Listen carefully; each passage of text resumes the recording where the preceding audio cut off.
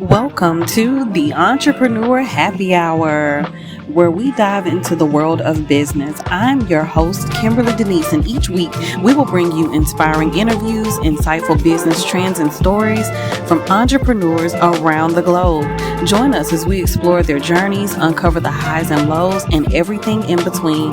Whether you're an aspiring entrepreneur or a seasoned business owner, there is something here for you. So sit back, relax, grab your favorite beverage, and let's talk about business.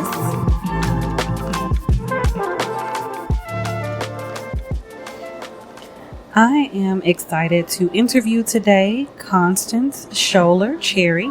She is a multi-site owner and director of Creative Home Academy and Preschool.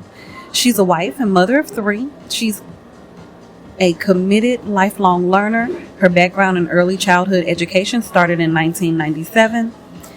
She established her business in 2007, working inside her home as a licensed family childcare provider. She was accredited for 7 years by National Association of Family Childcare. She moved into her first commercial space in 2019. She loves giving her families and students access to high quality care and learning. Her journey of entrepreneurship started as a hope of being creative in the early childhood education space. She's had some challenges as she did an expansion during the pandemic, but she made it through it. I'm excited to interview today Constance Sholar Cherry. How you doing today? I am doing well, and it is a pleasure to be here. Awesome, awesome. So before we hop into the interview, I have a couple of icebreaker questions that I love asking people. The tagline for the podcast is grab your favorite beverage and let's talk about business. So, what's your Okay. favorite beverage? Favorite beverage. I would say a Mai Tai with an umbrella in it. Okay, all right. Giving relaxation and beach vibes. Got to Yep. take a break, unplug, unwind. I love all of that so much. My next question for you is what is a fun fact about you that most people don't know? I used to show and breed Connie Corso, which is a large, massive type dog. And I bred a couple champions, one grand champion. And I mean, I feel like I had some of the most beautiful puppies that were out on the market at that particular time of my life. Oh my goodness. Never Yep. would have known that about you. And once we hop into the content of the interview, I think it's going to surprise everyone of what you do in your professional life and having that, having been a former hobby that you took up. That is so Uh-uh. interesting. I love Mhm. that. One of the things I love about talking to entrepreneurs and business owners, especially asking those icebreaker questions, is I want to remind the folks that are listening that we're real people. We're Mhm. real people with diverse backgrounds. And hopefully, it's not just work, work, work. You know, many of us, we have families, we have other interests and things that we do. And a lot of times we're trying to find balance between all of those things. And so, my very first question I want to get into with you is about your business specifically. What inspired you to launch and kind of share the story behind your entrepreneurial journey? Like, when did you know you wanted to be your own boss? All right. So when I was a kid, my mom passed and I was sent to live with my grandmother, and she finished helping my dad raise me and my siblings. And so she had a daycare. She had just opened her daycare center. It was literally across the street from where I grew up at. So I would literally come home from school, walk across the street to go to work. All right. So my grandmother was like this very passionate, driven entrepreneur, a businesswoman in its true sense. And so I grew up around working with children. And so I got my start in helping with the school age children. And then eventually, when I became of age, I got a toddler classroom. I was a bus monitor, just a lot of those little day-to-day operations inside of the childcare program. All right, so my grandmother passed, and then my aunts, they kind of took over, but they wasn't as passionate about the business as my grandmother, so eventually they closed. All right, so I kind of floated around for to about 2 centers, and I was like, you know what, I'm just not going to job hop. It's not who I am as a person. I want to have my own creativity, and I know what children need. I knew what a quality program looked like. So I talked to my husband, and he was kind of like, well, you are good enough to do your own thing. And so I went on and did a home daycare. I surely got licensed afterward. I kind of had some struggle with enrollment, but that's all business. And so he just kind of supported me, in me navigating the industry and becoming a licensed provider. I was accredited for about 7 years. I was always a 3-star center, always active in advocacy for childcare legislation, all of these different things. I knew childcare was for me when I left the industry, and I went and did some other little odds and ends work before I came back to childcare. And I knew then that this is what God had for my life. This was my purpose. Mm. I love I just that so wasn't much. And happy. I love, And so for me, it's a first is because I have been such a people pleaser, and uh, trying to make my parent happy for going to school because this is what they want to do, majoring because this is what they want me to do. And I had to take a step back and say, now it's time for me to do what I want to do, what's going to make my life fulfilling, what's going to make me happy. And I learned very early that it was time for me to walk in my own purpose and not care what any other people thought about what I was doing. I love that. And I love how you talked about um, your idea and how you talked to your husband about it.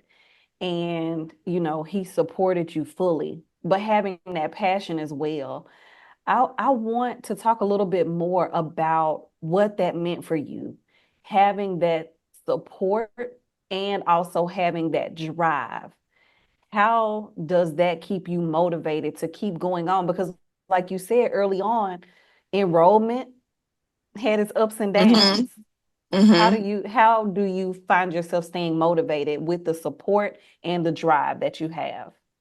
So the support, I'm like this, positive, optimistic person by nature. But sometimes there's always like this little negative Nancy that's sitting on your shoulders, talking to you in the background, telling you that you're not good enough, you can't do it, no one's going to believe in you. We all have negative self-talk. If you say that you don't, you need to be real with yourself and be okay with moving past it and knowing that you are better. I don't know, we sometimes get kind of like this negative programming about, being a Black entrepreneur that, we really don't have the resources or the knowledge.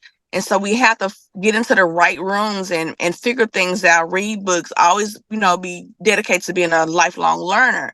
So when you have someone that can see the passion and light the fire underneath you, you can do anything. Like we have to have a cheerleader.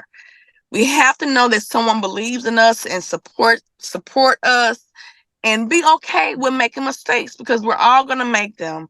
But you have to keep moving forward in order to walk into excellence. You have to keep moving forward, and just knowing that you don't have to be the best. You just got to get started and move towards excellence. That's all you have to do. And so a lot of people sometimes may not have the support.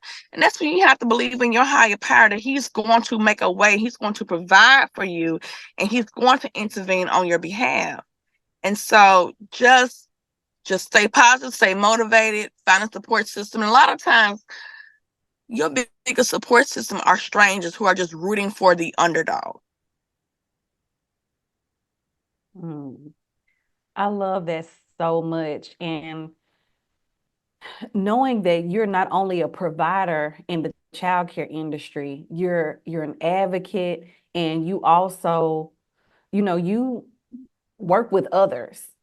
And Mhm. so I know on this episode, it may sound like we are real familiar, and we are real familiar because I first came in contact with Constance when I needed a really good provider for my child. I was trying to make that transformation, that transition from being a stay-at-home mom to going back to work just a little bit, trying to start a business and needing quality care for my child. And when you stayed at home for a while, it's hard to make that transition. And so knowing Constance personally, knowing how she supported our family through just so many things.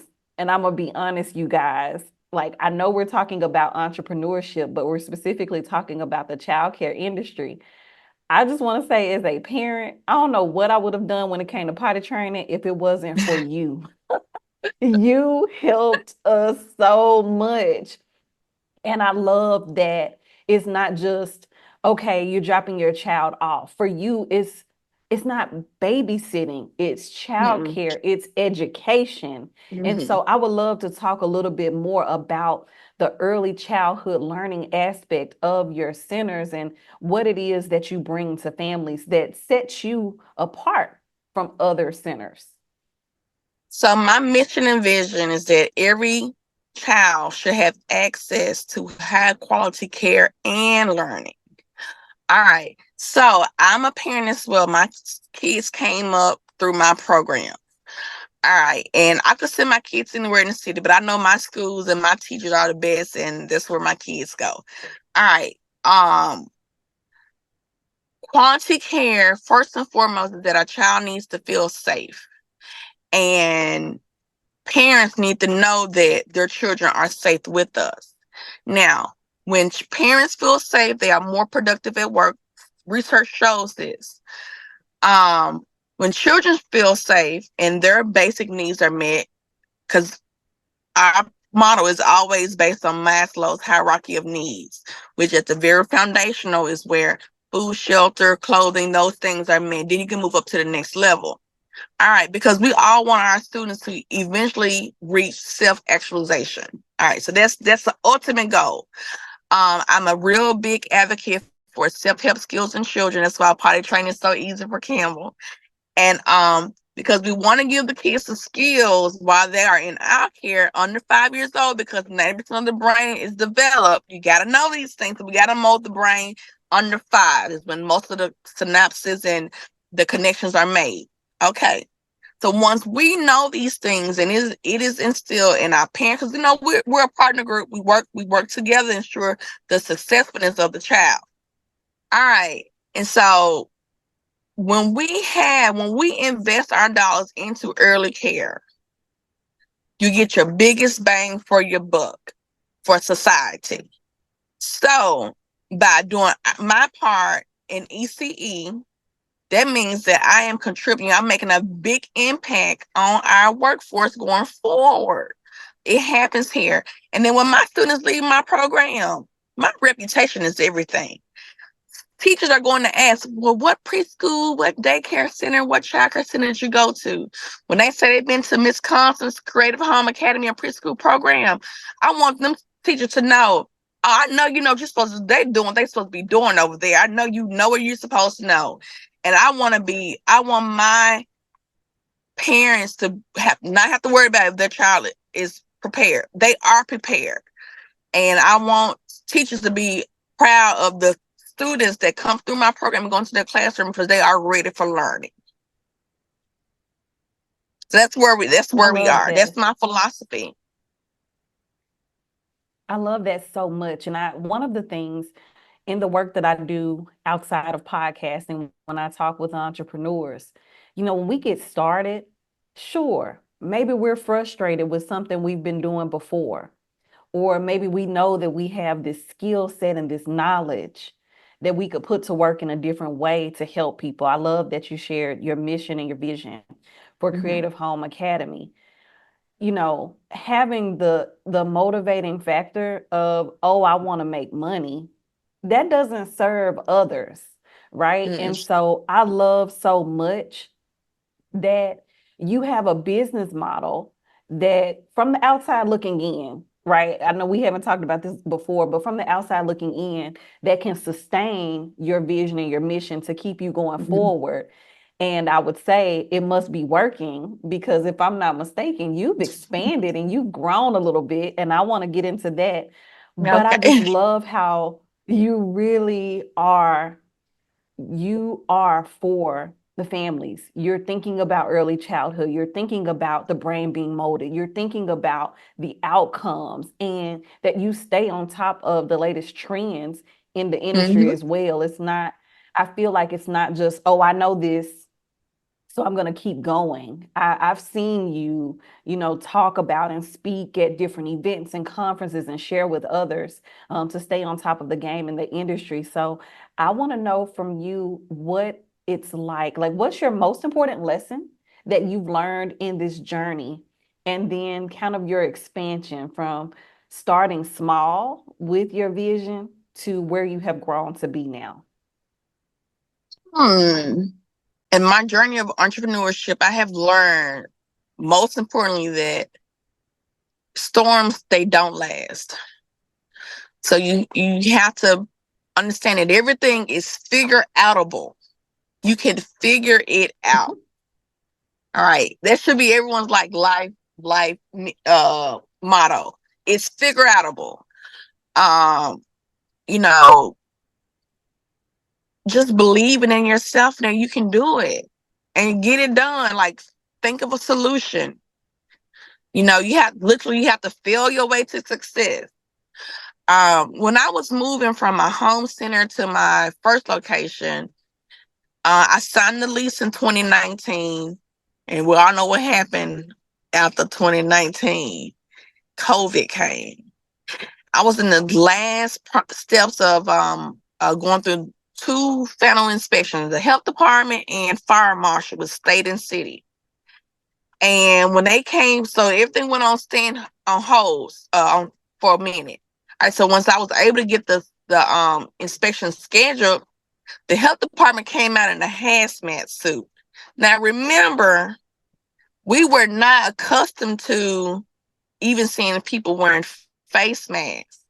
But for a health department official to come out in a hazmat suit, I looked at my husband. I was like, I don't know what we got ourselves into, but I guess we're gonna figure it out. And so we made it over that hump, and then we ended up doing another building not too far from the first commercial space. And so we're in the final stages now of going through the last two inspections for there, and then we'll get it open. I had to understand that in each expansion of my journey, I had to believe in myself that I can do this. Like, I can do it. I just got to get the right people around me that trust in my mission and believe in my vision. I gotta work with passion. This has to be purposeful for them. It cannot be for a check. Cannot be for a check. And then I started to rally my team, train my team, build them up. And my team is the only reason why I'm in the position I'm in today. And that is because they believe in the vision and the mission of Creative Home Academy and Preschool. And they know that we do it for the children. I love that so much. And I love just hearing you speak about a team. I know a lot of early entrepreneurs are still in that ideation phase Mm-hmm. where, they want to have a team someday and they want to grow to that point. Um, when before you actually had a team, if you don't mind sharing a little bit more about how you visualize that to get yourself to that point, right? Because initially, when we think about having a team, it's like, oh, I got to pay people, I got to file taxes. There's all of these components that go with it. Mm-hmm. But like you said, everything is figure outable. What were some of the most important steps that you took to make yourself be in a position to get to where you are having a team? First, I had to work on myself as a leader. Um, because you have to be a good follower in order to be a good leader. So I had to link with business coaches that were doing the things that I wanted to do, because mentorship is everything. All right. So, and that makes you move faster when you have mentorship coaching to move you to the next level. Because a lot of time the coach is just to get you out of your negative mindset of that you can't do it. Right. So I had to understand that people want to follow leaders who know where they're going. So learning how to communicate with clarity, explaining, being able to properly communicate the mission and the vision of the program, and also knowing that you are leading the team. So if you come in with a crappy attitude, guess what? Your team gonna have a crappy attitude. If you come in, you full of life, you bubbling, you like, what we're gonna do today? This the plan, XYZ. This is the mission. When we do our strategic planning, they are all in. I teach my team down all the way down to my floaters how a childcare business is ran. When they understand what goes on behind the scene, then they understand, okay, Miss Constance is just not sitting at this desk. She's doing things. She's ensuring that we are thriving and not surviving. I explained to them, who wants to work in a struggling business? Everybody gonna be stressed out. If we're thriving, you can get your PTO time, you can get your annual vacation trip, you can get your bonuses, and I hold my team accountable. You're supposed to do XYZ. If XYZ is not done, then there is a consequence for that. We are moving forward, and we will never forget that our mission, our vision is to serve our children and our families. As long as we are moving to what is serving of high quality to our children and families, my team can get whatever they want to get from me, because they know what my end goal, my mission is for the program.